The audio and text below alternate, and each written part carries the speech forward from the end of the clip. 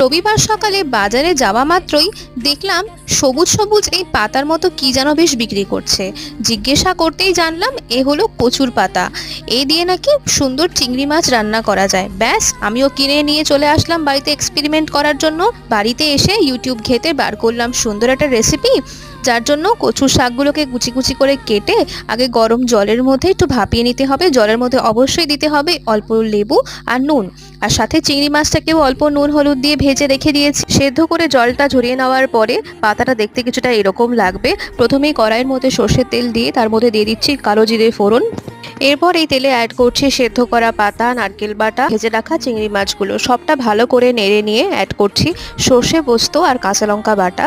নুন আর হলুদ সামান্য পরিমাণে অ্যাড করব, একটু জলও অ্যাড করে ফুটতে দেব। শেষে অ্যাড করছি সর্ষের তেল আর গোটা কাঁচা লঙ্কা। আমি তো এই প্রথমবারই এটা ট্রাই করলাম, আমার তো খেতে বেশ ভালোই লেগেছে। তোমরা যদি রেসিপিটা